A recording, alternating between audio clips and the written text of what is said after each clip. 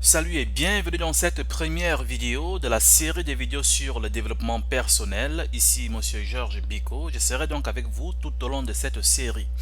Alors, vous avez donc été nombreux à poser des questions sur le développement personnel et donc Emontic a donc pris l'initiative de vous poster une vidéo chaque mercredi sur le développement personnel. Alors, sans toutefois tarder, nous allons donc aller sur le thème qui a fait donc objet de la plupart des questions qui ont donc été posées cette semaine. Alors, avant de continuer en fait sur les autres aspects liés donc au développement personnel, à chaque fois que que j'enseigne cette discipline, la première des choses par laquelle l'apprenant doit passer, c'est l'étape de la libération personnelle. Alors, lorsqu'on parle de libération personnelle, c'est quelque chose de très important qui se fait en vous. En fait, vous avez, lorsque vous voulez avancer, puisque j'estime que si vous regardez cette vidéo aujourd'hui, c'est bien évidemment parce que vous êtes intéressé par le développement personnel. Et si vous êtes intéressé par le développement personnel, c'est bien évidemment que quelque part dans votre vie, vous avez constaté que vous avez besoin de plusieurs outils en vous et pour vous, pour pouvoir donc avancer vers votre réussite. Cependant, vous avez constaté également que vous avez plusieurs atouts. Vous êtes intelligent, vous êtes bourré de compétences, de talents et autres. Mais malgré tous ces atouts-là, vous n'arrivez peut-être à ne pas, vous n'arrivez pas peut-être à exprimer matériellement ce que vous avez en vous. Cependant, vous ressentez comme un style de blocage, comme un blocage interne qui vous empêche de pouvoir, comment dirais-je, manifester, ok, ce que vous avez en vous. Cependant, chers amis, cela n'a absolument rien à voir avec soit les blocages au niveau du village, comme j'entends souvent beaucoup d'Africains parler. Vous savez, en fait, beaucoup de personnes confondent les blocages qui se font en eux ou encore les blocages psychologiques qui existent naturellement en eux avec ce que voilà ils vont qualifier en fait de sorcellerie ou j'en passe. En fait, je voudrais vous dire quelque chose de très important. Vous avez la possibilité, et c'est vous seul qui avez la possibilité d'opérer en fait votre libération interne. La libération interne va donc vous permettre en fait de pouvoir effectuer les pas qui vont donc vous mener à vos objectifs. Pour atteindre vos objectifs, vous avez donc bien compris, il y a le mot atteindre. Atteindre veut dire que nous allons vers quelque chose. Donc pour pouvoir aller vers votre objectif, alors il faut bien évidemment marcher vers cet objectif-là. Or, pour marcher, si l'on a des chaînes attachées à nos pieds ou bien à nos mains, on ne pourra pas arriver à destination. Voilà donc pourquoi, avant d'aborder tout autre aspect du développement personnel, la libération personnelle doit être bien maîtrisée. Tout le monde peut appliquer le principe de la libération personnelle. C'est aussi facile que bonjour. Sans toutefois tarder, je vais donc vous expliquer en quoi cela consiste. Alors, la libération personnelle, ou alors, tout simplement, on va poser la question, comment se libérer? Alors, pour se libérer, en fait, il faut quatre choses. Nous allons donc utiliser, en fait, ici, quatre outils. Et parmi ces outils, nous avons donc ici l'outil du pardon. Nous avons donc également voir comment arrêter de vivre dans le passé. Puis, troisièmement, vous devez donc comprendre le principe de la foi. Et quatrièmement, donc, vous devez comprendre également comment savoir que vous parlez avec foi. Lorsque vous comprenez en fait ces quatre aspects de la libération, automatiquement, vous allez voir que votre évolution va se multiplier de manière exponentielle. Alors, commençons tout d'abord par expliquer brièvement ce que c'est que le pardon. Tout le monde en fait ici sait plus ou moins ce que c'est que le pardon. Ça, je le sais. Je ne vais pas vous faire un cours sur le pardon, mais comme nous sommes en développement personnel, le développement personnel est étroitement lié à la science. Et donc, imaginez un peu lorsque quelqu'un vous offense. Lorsque quelqu'un vous offense, automatiquement, vous vous mettez en fait dans un état d'esprit. L'état d'esprit en science est appelé une énergie. Vous développez en vous une énergie qui va donc, bien sûr, c'est une très mauvaise énergie que vous avez donc développée en vous. Cependant, vous Ayant donc des, comment dirais-je, des objectifs, des buts à atteindre, ces buts également dépendent de certaines énergies pour pouvoir donc également se manifester ou encore pour être atteints. Ce que je vais vous faire comprendre, c'est quoi? Dans notre univers dans lequel nous vivons dans un univers purement scientifique, scientifique et spirituel, hein, en même temps. Ce qui est bien, c'est que la science témoigne de ce que le spirituel nous enseigne. Et voilà donc pourquoi, uniquement avec la science, je vais beaucoup plus essayer toujours de vous expliquer scientifiquement les choses que l'on vit chaque jour. Commençons donc par le pardon. Lorsque quelqu'un vous offense, vous vous mettez automatiquement dans un état d'esprit qu'on appelle en science l'énergie. Parfois également c'est appelé l'onde ou encore dans un niveau de vibration. Le niveau de vibration en science est appelé les ondes ou encore, comment dirais-je, certains également vont le qualifier de fréquence. Bref, je vais rester sur les thèmes les plus simples. Donc lorsque quelqu'un vous offense, vous vous mettez automatiquement dans un niveau de vibration ou encore dans une énergie, dans un état d'esprit. Maintenant, prenons une petite parenthèse. Lorsque vous parlez, voici le processus de la foi. Lorsque vous parlez, il y a un son qui est développé à partir de votre bouche. Ce son-là est lié à une énergie et à une fréquence. Automatiquement, c'est grâce à cette fréquence-là que votre oreille va détecter le son. Une fois que votre oreille a détecté le son que vous entendez, il va le transmettre à votre conscient. Votre conscient va donc transmettre ce son-là à votre subconscient. Le subconscient va déterminer la fréquence ou encore le niveau de vibration du son qui a été reçu. Une fois que la fréquence est détectée ou le niveau de vibration de ce son est détecté, automatiquement celui-là est comparé avec le niveau de vibration de votre esprit ou encore votre état d'esprit. Une fois qu'il est détecté que votre état d'esprit ou encore le niveau de vibration de votre esprit est identique au son que le subconscient a reçu, automatiquement il se crée une chose qu'on appelle l'inspiration. L'inspiration maintenant va développer plus tard ce qu'on appelle une image. Cette image-là est ce que généralement les scientifiques appellent l'idée. L'idée maintenant que vous avez donc fait de l'inspiration qui a été reçue sera donc dessinée en image dans votre esprit. Automatiquement, en ce moment-là, vous allez donc vouloir matérialiser l'image que vous avez reçue, soit sous forme de dessin, soit sous forme de structure ou encore sous forme de matériel. C'est le principe de la création depuis la nuit des temps. Par exemple, dans la Bible, on nous dit au commencement était quoi? La parole. Et une fois que la parole est exécutée, automatiquement, qu'est-ce qui se passe? L'esprit se met en exécution pour pouvoir accomplir ce que la parole dit. Ce que je vais vous faire comprendre ici, c'est quoi? Le principe de la foi veut que ce que vous entendez à travers votre oreille ou encore ce que vous recevez, ce que vous recevez comme son venant de votre bouche, qui a été donc transmis et reçu par votre oreille, reçu par votre subconscient plus tard, ce son-là doit être au même niveau de fréquence, au même niveau de vibration que votre état d'esprit. Donc, je vais prendre un exemple. Je prends par exemple la phrase suivante. J'ai réussi. Quand je prends la phrase j'ai réussi, puis maintenant mon oreille détecte ce son-là, le transmet à mon conscient qui le transmet plus tard à mon subconscient détermine le niveau de vibration ou encore la fréquence de ce son-là. Maintenant, pendant que moi j'avais dit j'ai réussi, en moi j'étais en train de me dire j'espère que je vais réussir. Vous voyez donc que ce que je me disais en moi et ce que ma bouche a dit sont de deux fréquences différentes.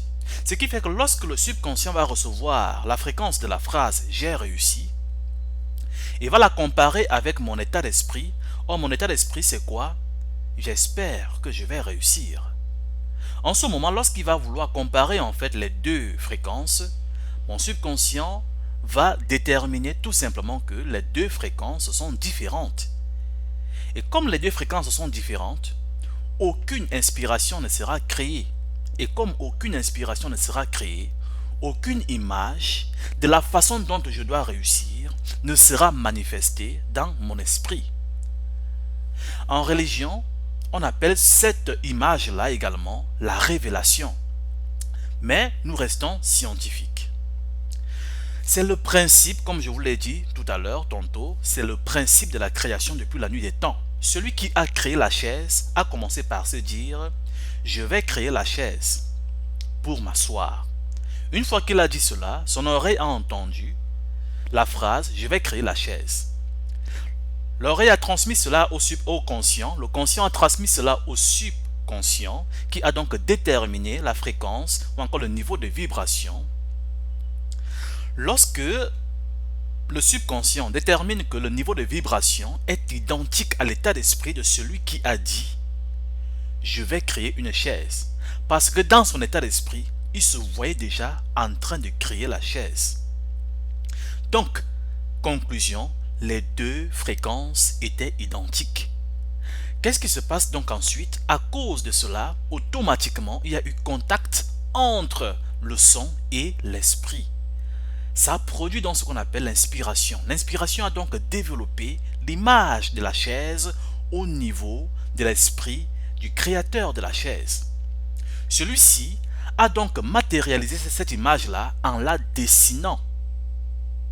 Ces dessins, à l'école, on appelle ça l'architecture de la chaise.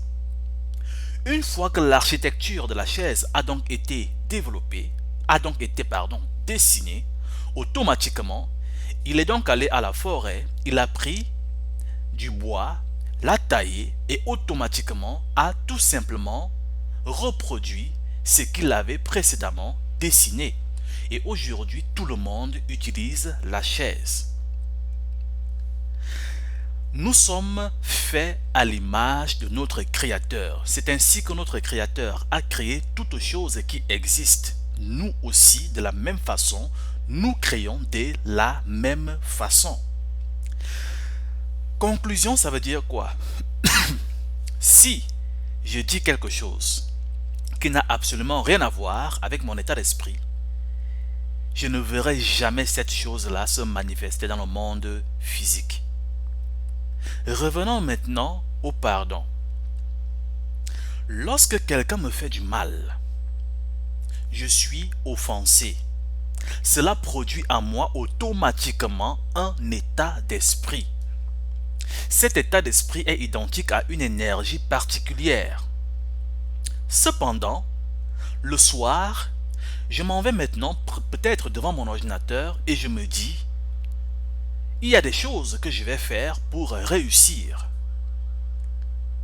Ou alors, dans n'importe quel autre projet, je me dis, je vais réussir. Pendant que je veux faire des choses qui me permettent de réussir, mon état d'esprit est tel que, quel que soit ce que je vais faire pour vouloir réussir, je ne vais jamais avoir l'inspiration qui me permet de développer les idées et les projets me permettant de réussir. Parce que la clé de la réussite, chers amis, ce n'est pas l'intelligence, mais c'est tout simplement l'inspiration. Si on a l'ordinateur aujourd'hui, ce n'est pas par l'intelligence, mais par l'inspiration. Si l'on a Facebook aujourd'hui, ce n'est pas par l'intelligence, mais par l'inspiration.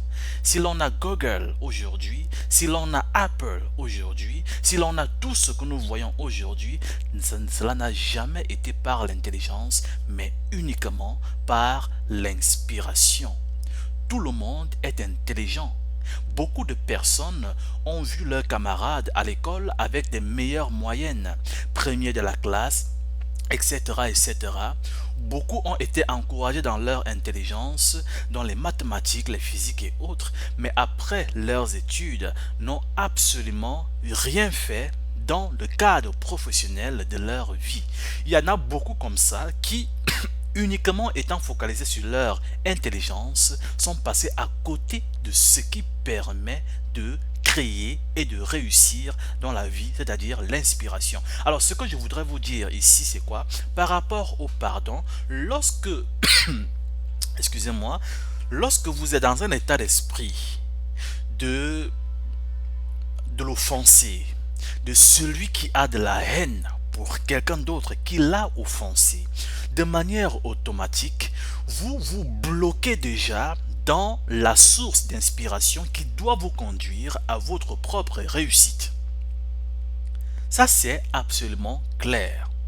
Donc, pour que vous puissiez réussir, il faudrait que vous ayez des idées innovantes vous permettant de développer les projets qui vont vous conduire à votre réussite. Et pour que cela soit établi et finalisé, il faudrait que votre corps, vous l'utilisez pour pouvoir matérialiser physiquement ce qui vous a été envoyé de manière spirituelle, c'est-à-dire par inspiration.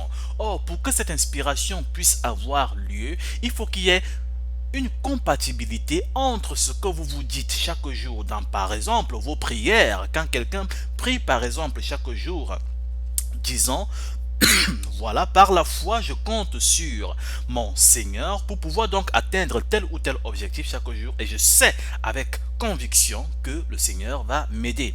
Alors que de l'autre côté, son état d'esprit est toujours lié au fait qu'il a de la haine pour quelqu'un qu'il n'a pas réussi à pardonner. Cependant, quel que soit le nombre de prières que cet individu va multiplier, il n'y aura automatiquement, il n'y aura jamais de solution à son problème. Parce que le bon Dieu ne fait pas de magie. Il opère à travers celui qui prie en lui inculquant de l'inspiration, des idées qui vont lui permettre de pouvoir, si il accepte de se mettre au travail et d'appliquer les idées en fait qui lui ont été envoyées pour sa réussite, c'est uniquement par là que sa réussite sera possible.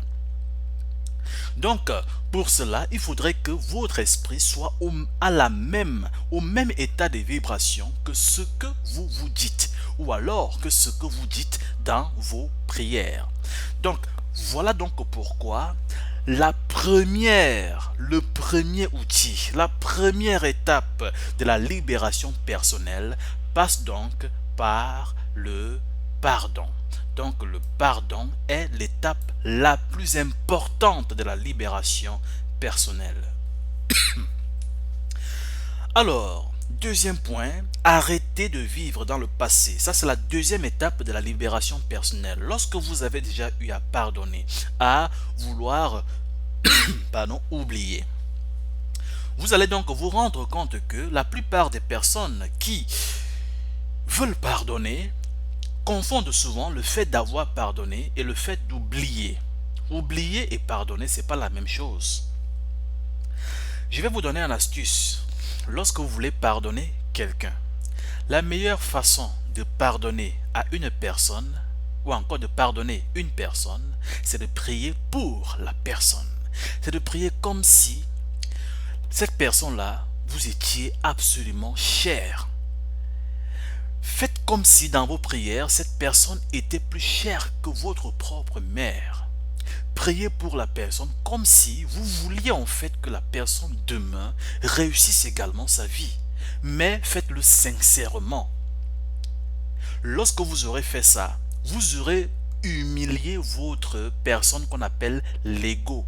Et une fois que l'ego est humilié dans chacun d'entre nous, automatiquement l'esprit se met en marche. En d'autres termes, vous venez de développer l'état d'esprit qui vous permet de marcher, de parler, de vivre et de penser dans la foi.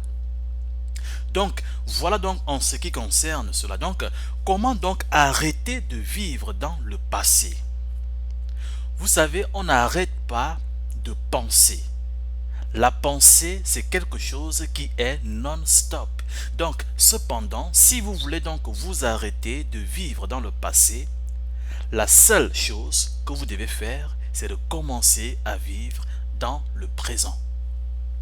La seule façon d'arrêter de vivre dans le passé, c'est de vivre dans le présent. Si je vous dis par exemple, à quoi vous pensez actuellement? Beaucoup vont dire, je pense à ce que je dois faire demain. Ou alors je pense à ce que j'ai fait il y a des années. Je pense à ce que j'ai eu à subir il y a quelque temps. Je pense à mon état, comment dirais-je, etc., etc. Donc vous allez voir que la plupart des personnes vont répondre à cette question et les réponses à leurs questions vont prouver automatiquement que ces personnes ne vivent pas dans le présent. Beaucoup vivent dans le passé et le futur. Mais vous allez vous rendre compte après maintes études dans le développement personnel, que le passé et le futur n'existent pas du tout. Comment pourrais-je penser à quelque chose qui aujourd'hui n'existe pas encore? Ou comment pourrais-je penser à quelque chose qui aujourd'hui n'existe plus? Beaucoup passent à côté de leur présent pour se focaliser dans leur passé. Je vais donc vous donner un petit exercice parce que ça, c'est également tout un sujet dans lequel nous allons donc dans lequel on va effectuer un petit débat, un petit cours également détaillé là-dessus.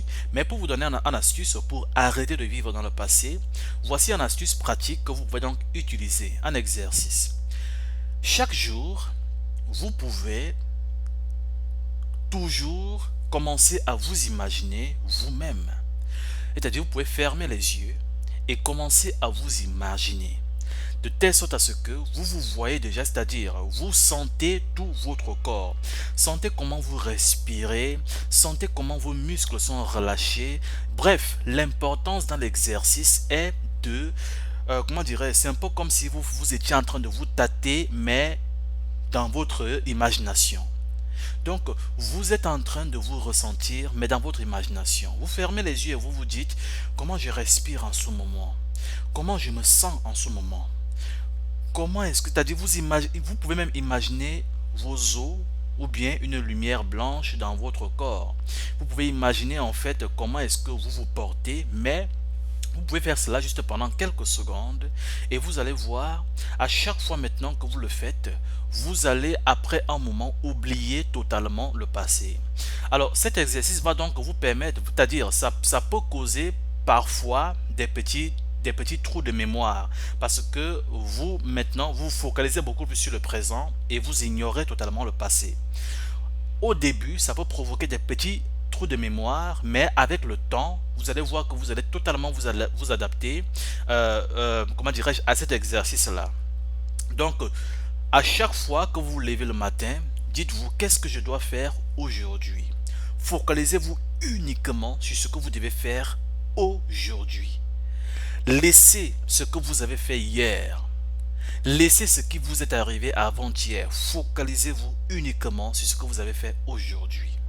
Lorsque vous sentez que le sentiment de ce qui vous est arrivé hier revient maintenant aujourd'hui, en ce moment, refaites l'exercice que je viens de vous donner. Voilà comment dirais-je, une astuce en fait pour pouvoir donc arrêter de vivre dans le passé. Mais on va prendre, parce que ça c'est toute une étude que nous allons donc faire plus tard dans notre cours de développement personnel. Alors maintenant nous allons donc aborder l'avant-dernier point, donc comprendre le principe de la foi. Tout à l'heure je viens donc de vous expliquer comment marche la foi.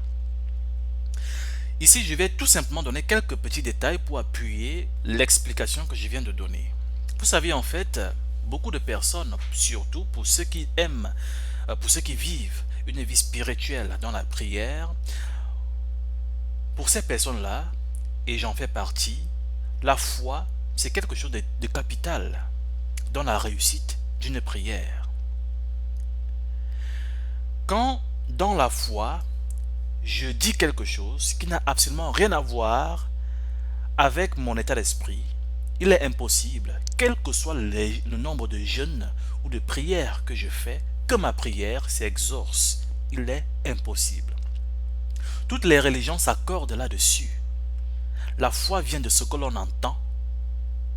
Donc, si ce que j'entends, ce qui est transmis dans mon subconscient, n'est pas au même niveau d'énergie, au même état d'esprit que mon état d'esprit, il n'y aura aucun contact et donc pas d'inspiration et donc pas de révélation. Ou encore scientifiquement, pas d'image ou d'idée innovante ou créatrice.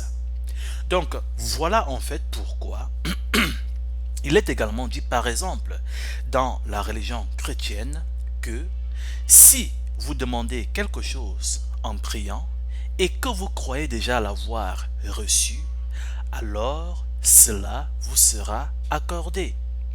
Cela rejoint ce que tous les scientifiques s'accordent. Et voilà donc la base sur laquelle voilà la base sur laquelle un détecteur de mensonges, l'une des bases sur laquelle un détecteur de mensonges est scientifiquement capable de détecter si vous mentez ou pas. Puisque à chaque fois que vous dites quelque chose et à chaque fois que vous êtes dans un état d'esprit qui est différent de la chose que vous vous êtes dite, de manière automatique, il y a un niveau de vibration qui est créé, qui est différent donc de lorsque ce que vous dites est identique à votre état d'esprit. Tout cela est scientifiquement prouvé. Donc, chers amis, à chaque fois que vous voulez donc avancer, si vous ne comprenez pas comment utiliser votre foi dans votre avancement, dans votre, dans votre marche vers vos objectifs, il est impossible que vous atteigniez vos objectifs de cette manière. Voilà donc pourquoi les personnes qui ne comprennent pas ce principe-là virent dans d'autres chemins qui sont très destructeurs, tels que la magie, la sorcellerie, et j'en passe. Ils oublient que eux-mêmes sont de très grands esprits, des très grandes créatures qui ont été créées à l'image de celui qui les a créées. Donc voilà donc en ce qui concerne le principe de la foi. Pour ceux qui sont souvent dans la magie et la sorcellerie, je me demande souvent, il y a une question que je me pose souvent. Comment quelqu'un à qui on demande de donner une partie de son corps contre de l'argent, contre je ne sais pas quoi, du luxe ou bien quoi que ce soit, ne veut même pas utiliser son intelligence pour comparer le fait que si celui qui a tout ça me demande de lui donner ceci, ça veut dire quoi? Ça veut dire tout simplement que ce que je lui donne a une valeur supérieure à ce que lui il me donne. Et ça veut dire aussi qu'il est dépourvu de cela. Et donc par conséquent, ce qui me donne n'a absolument aucune valeur. Donc entre lui et moi, qui est le créateur et qui consomme? Ça veut dire que moi j'ai l'usine en moi, mais comme je ne sais pas que j'ai l'usine de création en moi, je préfère lui donner cette usine et lui il me donne juste certains produits de cette usine-là. Mais je pense que avec le temps, les gens finiront par comprendre cela et beaucoup en fait grandiront spirituellement dans ce sens. Alors, dernier point, comment savoir qu'on parle avec la foi? Ça c'est très important et en même temps c'est aussi très simple. Lorsque vous voulez savoir si vous parlez avec la foi, généralement lorsqu'on parle avec la foi, c'est généralement pendant nos prières. Comment parler avec foi? Lorsque vous parlez avec foi, ça veut dire quoi? Ça veut dire que vous vous dites quelque chose, puis maintenant vous vous assurez qu'au même moment que vous le dites, vous vous imaginez déjà en train de la voir. C'est uniquement par là que vous-même vous savez déjà que ce que je viens de dire là, je l'ai dit avec la foi. Et vous êtes déjà sûr et certain que vous allez voir manifester ce que vous demandez par la foi. Pourquoi? Il faut toujours faire attention. Il y a deux types de personnes qui prient. Il y a la première personne qui prie en croyant que la prière c'est la magie, où il lui suffit tout simplement de dire quelque chose et d'aller rester sur son canapé en attendant que cette chose-là arrive comme par enchantement. Et donc par conséquent, ce type de personnes-là sont les personnes que vous allez généralement voir prier nuit et jour, mais qui vivent vraiment d'une manière désagréable. Ça veut dire que ils n'aiment pas leur propre vie. Ils ne sont pas heureux. Je ne vous parle pas des personnes qui n'ont pas d'argent, parce que ce n'est pas l'argent qui rend heureux. Le fait d'être heureux, c'est le fait d'être en accord et en harmonie avec soi-même. C'est le fait d'être content de ce que l'on vit intérieurement et non ce que l'on vit extérieurement. Parce que ce que l'on vit extérieurement et qui nous fait sourire, on appelle cela le plaisir. Le plaisir et le bonheur, c'est deux choses différentes. Le bonheur, c'est le fait de se sentir heureux intérieurement en soi-même, quel que soit ce que l'on a, que l'on n'ait pas d'argent, que l'on n'ait pas de nourriture, que l'on n'ait pas, je ne sais pas, du luxe ou bien des voitures, mais le seul fait de se sentir en accord, en harmonie et dans le bonheur avec soi-même est ce qui détermine qu'une personne est heureuse ou non. Voilà pourquoi aujourd'hui, c'est prouvé qu'il y a beaucoup de personnes, des milliardaires et j'en passe, qui vivent tous les jours dans le plaisir, mais qui n'ont presque jamais connu ce qu'on appelle le bonheur.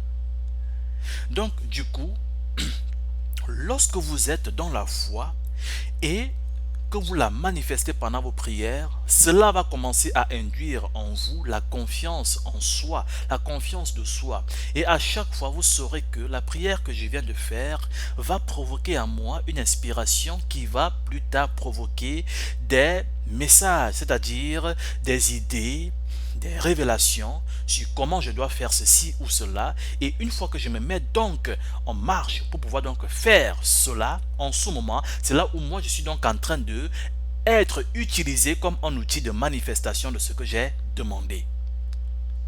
Donc voilà donc les 4 aspects que vous devez tout d'abord comprendre, maîtriser avant d'aller plus loin dans le développement personnel. Chers amis, voilà donc la fin de notre vidéo, la fin de notre étude. En espérant que ce message a donc été instructif pour chacun d'entre vous, je vous donne donc rendez-vous mercredi prochain pour l'épisode numéro 2. Merci.